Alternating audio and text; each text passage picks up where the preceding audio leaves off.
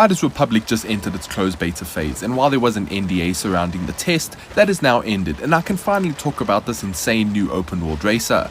I don't use the word insane lightly here, because the game is absolutely crazy and off its wagon. Get ready to go bananas!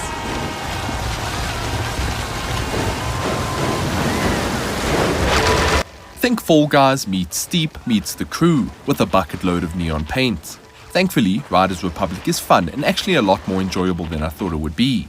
This is mainly thanks to the incredible gameplay the beta managed to deliver, be it soaring through the air with a jetpack or snowboarding down the mountainside alongside 60 other players. Ubisoft has done a great job making Riders Republic feel amazing to play. The movement systems are smooth and polished, the world is filled with that typical Ubisoft flair, and the entire experience feels alive thanks to the thousands of players running around doing their own thing. It really is something amazing to see in action. The world of Riders Republic is bustling with players, and the combination of bots and real players populating the server adds to this world that never sleeps experience. It really was something awesome to see. I would just be riding my bike across a wooden bridge trying to complete a stunt, and a player would fly into a tree in the distance.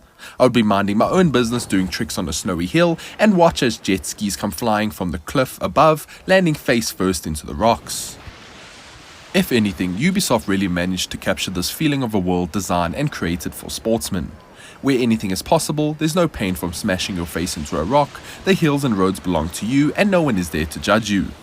Riders Republic is an MMO, so this bustling world is important to get that feeling of a massive community. This theme of mass people feeds into the game's entire experience and shines during some of the craziest races like the mass races. Here, 64 players go head to head in a series of over-the-top events to rack up points and be number one.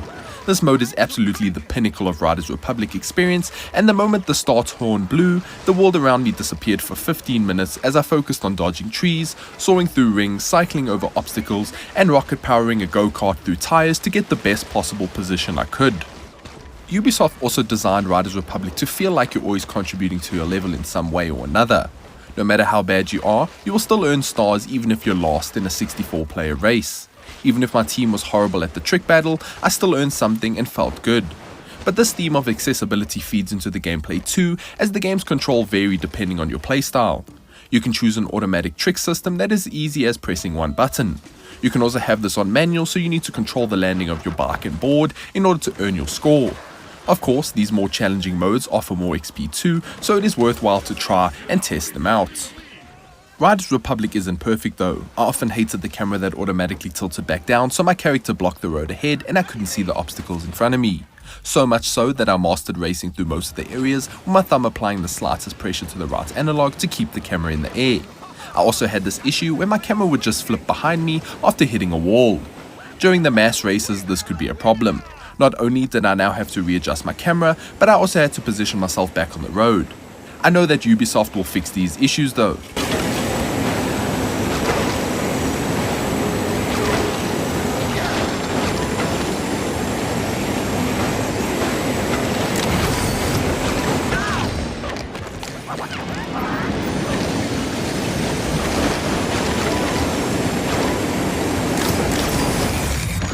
If you're into lifestyle games, then Riders Republic might just scratch that itch you have for something new.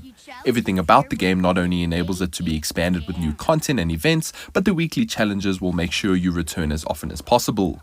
Each week, the Shack Daddy Bandit challenges offer new rewards and a fantastic cool looking item for completing 5 of them. These are also based on just playing the game and having fun, so you'll earn these challenges as you go. Manfred Nabir, the lead game designer on Riders Republic, says the game is going to see constant new features added to the mix. They have plans for a BMX bike, new tracks, cosmetic items and more.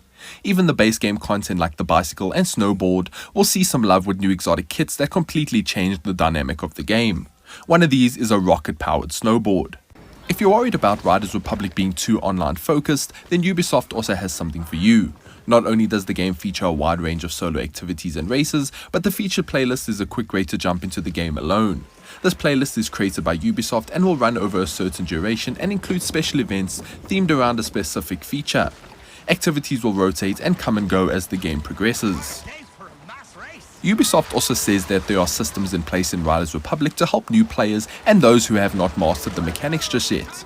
Matchmaking fits you with a specific group of players with similar ranking, and the division ranking is also a big factor that determines your multiplayer experience. So if you're new to the game, you'll be eased into the online modes with players who are also new.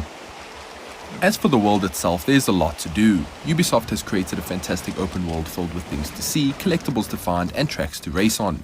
Every mountain can be claimed, and every hill is an opportunity to jump off and spin around to earn some XP.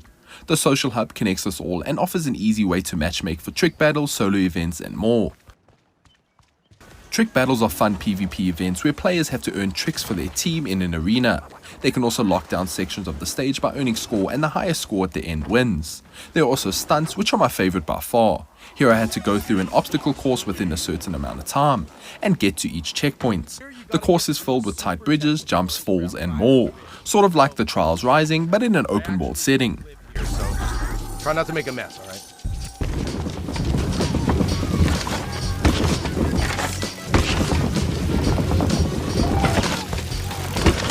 Of course, you can also spend time exploring the map in any one of the many tools you earn in-game. This can be an ice cream bike, jetpack, flying suit, or even a snowboard. There was nothing better than launching into the air with my jetpack and flying through the trees towards that balloon collectible in the distance.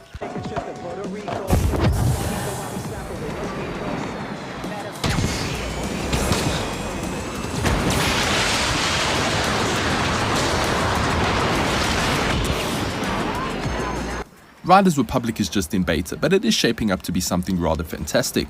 I have to emphasize how great the game feels to play, and every vehicle and mode of transport adds to this incredible arcade experience. Add in friends and you're having an even better time. Add in 64-player events and it is complete madness, but in all the right ways. It is just a good, old, fun, open-world racer with a lot of style and personality. A game designed to get lost in for hours on end as you mess around and earn some loot. It sounds like it will fit perfectly into my life.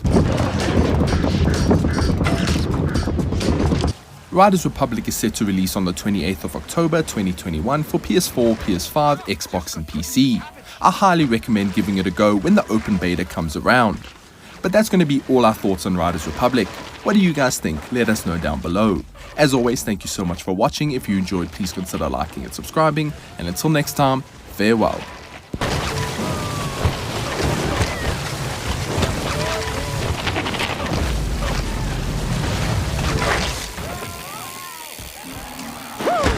They're blowing hot and cold.